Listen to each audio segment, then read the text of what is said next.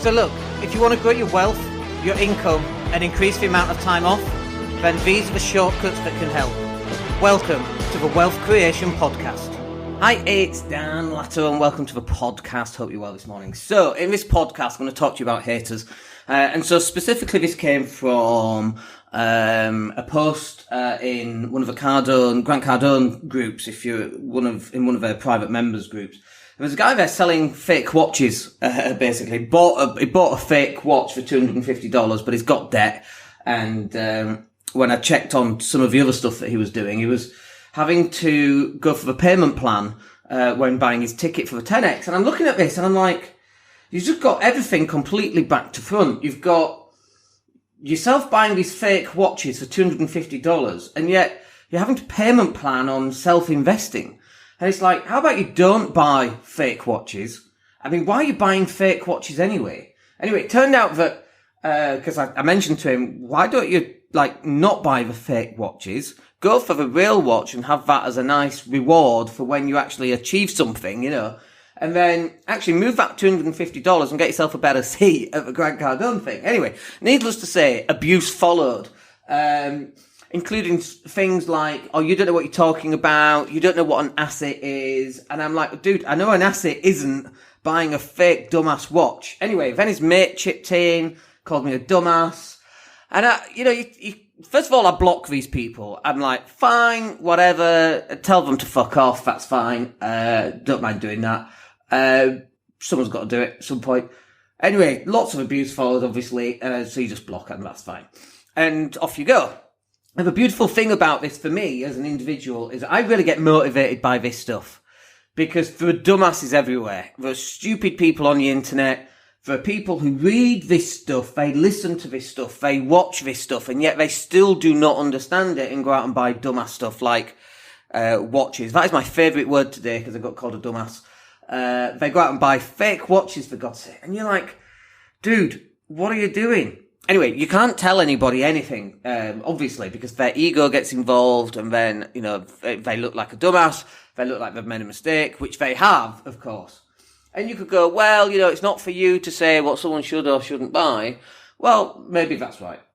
And maybe you shouldn't be listening to this either, if that's what you're thinking, because why are you listening to this, getting advice if you're not going to take advice? It doesn't make any sense. But I can tell you, after 20 years of not buying dumbass fake watches and bollocks that doesn't put money in my pocket, but when I have bought assets that put money in my pocket, 20 years on, I'm the guy that gets to live next to the Mediterranean, and today's Tuesday, I think. I don't even know what bloody day it is. And so that's the difference. It's not the difference today, and it's not the difference tomorrow. It's the difference that you're going to get in 20 years' time from the decisions that you're making right now. If it sounds like I'm having a go at you individually, by the way, and I'm totally not. So just to put that out there. But I get passionate about this stuff because I can see people making mistakes, and when you try and point out mistakes, they don't want to listen. And I get that because I was the same. So really, I'm just talking to myself. That's why it really kind of grates when I see people making these mistakes, because it's like I'm on the other side of a glass, banging on the glass, which is soundproof, at my younger self, going, stop going out on expensive nights out and buying stupid cars, Porsche 911s for $42,500, where it depreciates and you lose £14,000 over the next 18 months when you sell it. Stop doing that stuff.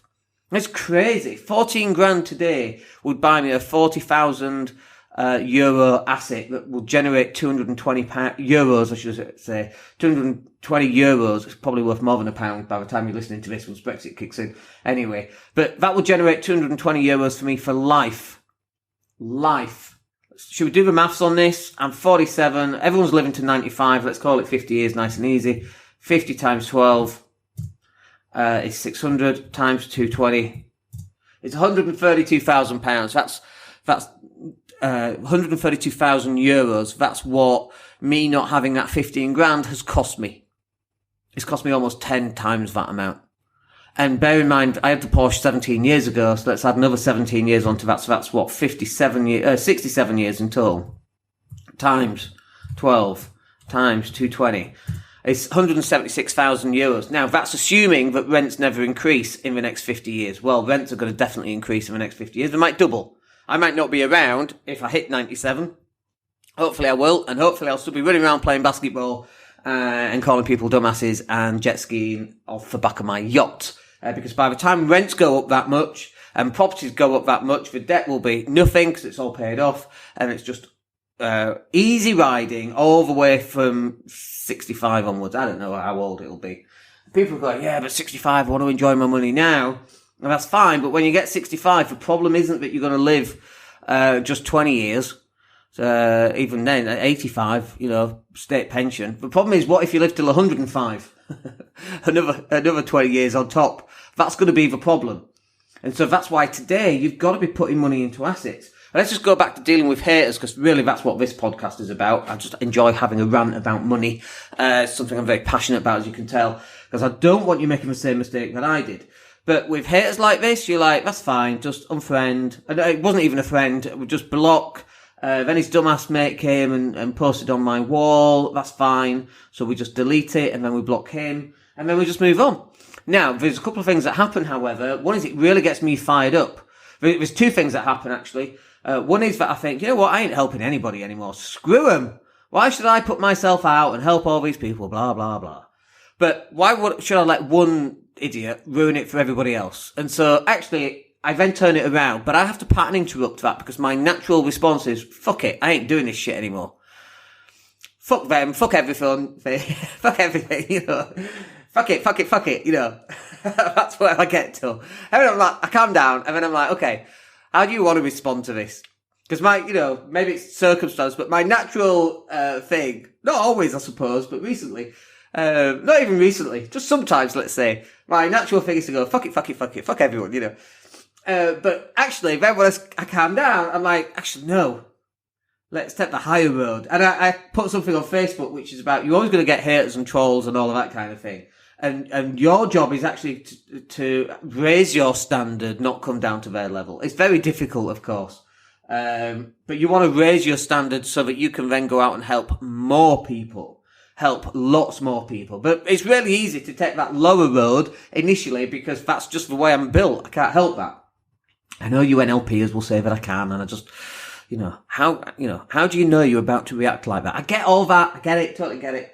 And I do use that to some extent. So it's this idea of turning it around and going, okay, fine. That person can't help the hate that they've got. It's just that's their matter of their circumstances that's presenting itself right now. Not necessarily my circumstances for sure. So, and also definitely not other people's circumstances that want help. We've had people, write in on an email, they've pulled the van over and they're in tears because they know that they can do something. Instead of this negative lifestyle where they think they can't do anything. So we know the results that we get from this podcast, by the way, and we know how powerful it can be. But it is easy to fall off that horse dressed as a shining knight in armour, to go and ride into the battle and help people. It's very difficult to go, fuck it, I ain't doing that, let's go to the pub. Dead easy to do that. But that's not going to help you actually long run. That's like, swallowing the bitter pill. And that's definitely not going to help. So in fact, actually what we do with it is we turn it around and we get energy from it. Because it's an energetic, if you're going to take string theory, quantum physics, it's a piece of string. We're all interconnected. And it's a piece of string is that here that's vibrating quite powerfully. It's got a lot of energy running through it. So how about we, instead of consuming that negative energy, how about we turn it around and turn it into something positive, create a podcast out of it, which is exactly here we are, creating a podcast out of it. And then we turn that negative energy into something that's got positive energy, and this podcast will get downloaded 1,000 times or a couple of thousand times. And now that one person's negativity has helped 1,000 people or 5,000 people or 10,000 people, not just today, but in the next 10 years, if people are still listening to this stuff in 10 years. How about that for turning it around? This is how you deal with haters. You turn that piece of energy and you turn it around and you turn it into something positive. So like this morning, after I read that, I was like, okay, yeah, we've got some stuff. So I got my to-do list, started writing all my stuff down on the to-do list that came from that one event. But right, okay, I've been slacking my heels on this. Let's do this. Let's get this done. Let's go get it done, and let's show them what we can do. And so we've turned it again into really positive energy, something that's quite negative. It's like a personal attack on your ego. Nothing worse than that, is there? And we actually turn it around and go, yeah, motherfucker, this is what we got. My language is dreadful this morning, and I sincerely apologise if you don't like that language, but I can't do anything about it this morning. It's just, I've got the energy, a little bit of kryptonite in there, which is a little bit negative, but it's like, let's push this out there, and let's use that, let's consume it, and let's turn it into a fireball of action, so that one person's negativity will impact on the rest of my life in a positive manner for the rest of my life. And so it kicked my ass a little bit. Not him, not Loserville, but the energy got me fired up, and now I'm like, okay, let's turn that. I mean, you know, I then read something by Grant Cardone, and it was the best way to deal with haters is to be totally successful. And I was like, that would be really cool for him to then see it in 5 years and go, bastard, and he's still flogging fake watches. I mean, I must admit, you know, once this podcast is over, the mental aspect of this is done. As in, I'm not worried about him. I'm just focused on the energy that I've got. We've got podcasts to record. We've got a property sourcing product that still hasn't been released and though it's been recorded. So that's going out today with a special offer. Bring some cash in from that, from all the work that we've done, which will cover all that work that we've done. And then anything onwards from that is just pure profit, which is really cool. So we're taking that energy and turning it into a fireball that's too hot to handle. And then we turn that into energy for getting shit done, basically. So then that person, I need to thank them. I need to unblock them and go, thank you, motherfucker, for giving me the energy and pushing this forward.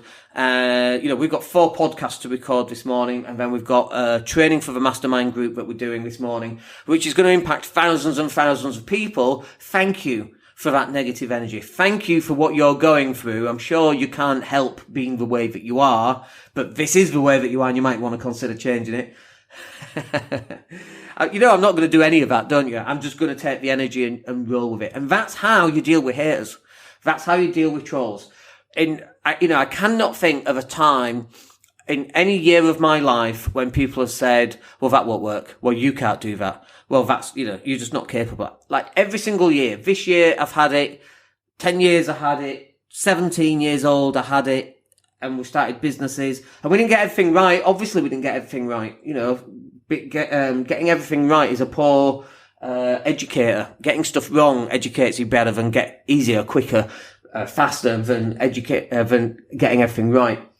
But we can take that energy, and these days now we have social media. We have people that you have no idea who they are, and they would never, ever, ever say something like this to your face. Firstly, because you probably knock them on their ass. That's the first thing. And when you confront people face to face, they often shy away in my experience. Why would you say that? I love that, by the way, as a comment. Why would you say that? What is it about you that makes you feel that that's an appropriate thing to say? I love confronting people, by the way.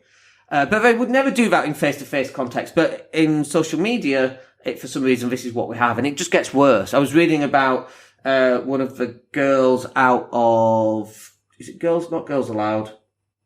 I can't remember it. Little Mix, who was on X Factor. One of the girls was trolled for her weight and her looks and all of that kind of thing. And that, luckily I've never had that. That is overwhelming. You know, thousands of people were doing it. And it's crazy. And Twitter is like the wild, wild west. Never go on Twitter, by the way, unless you're a robot. Just forget it. It is like the wild, wild west. You can tell anybody anything, and Twitter does nothing about it. You know, and when we talk about raising standards, we post on Twitter, but very rarely do we respond on Twitter. Twitter's done, by the way. It's out. 5 years' time, Twitter won't exist. Call it 10 years for safety. It won't exist, especially whilst it's wild, wild west. Facebook is better, but only by a couple of factors. There's a storm coming on the social media front where people are going to start getting sued for it, and Facebook are going to release IP addresses and email addresses, and people are going to get sued. And so if you are a keyboard warrior, then your time will come as well. But you shouldn't spend time worrying about all that. You should take time taking those haters and pushing it out there and turning it into positive energy that's going to impact you, your family, your kids, and everybody that follows you, your tribe, if you like, and turn it around and turn it into something really positive, which is what we try and do here. And most of the time, I'd say 95% of the time, we're successful on that. The other 5% of the time, of course we go call them a cunt. Of course we do. We can't help that. Apologise again if you don't like the C word. It's one of my favourite words because it's just so offensive to people. And when it comes out of the blue, when someone's been a particular arse and you just come out with it and they're in total shock for like a whole day, I love it. And I enjoy upsetting people and I enjoy going, stop, why are you doing that? I love that stuff. And I always have, because it takes people by surprise. And look, some people love it and some people hate it, and I totally get that too. But 95% of the time we're able to turn it round, and then the other 5%, maybe I'm in a bad mood, or maybe I've had a lack of sleep, or I've not had my coffee yet, and then you just get the worst bit of me. But then, that's in everybody, and I'm not going to defend myself for that, it's just who I am. And most of the time it's done in a controlled fashion, because I want to turn it into, from a working class lad with 5 GCSEs, how do you think we survived? Getting bullied at school and all of that kind of thing. How do you think we got through that? Van toughening up, to get through it. And so some of that still comes through.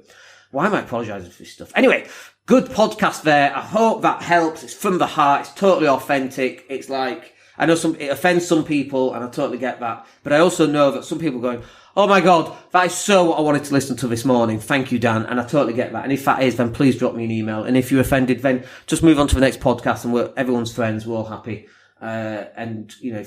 Take what you need out of this podcast, if that's what I'm saying here. And for those people going, oh my God, every single word was spot on. Perfect. Drop me a message. Give me a 5-star review. That would be cool. And thank you very much for listening. I love you guys listening. I love your comments. I love you, coming through on Facebook and let me know what you think, both good and bad and positive construction, and negative construction. I love all of it. So thank you so much. And if you troll like on that construction, then thank you for providing me with extra energy as well. All right. Have a wicked day, folks. My name's Dan Latto and we'll speak to you soon. Take care. Hey, it's Dan here. Thank you for listening. Really appreciate each and every one of you. Please click like or subscribe to the entire podcast.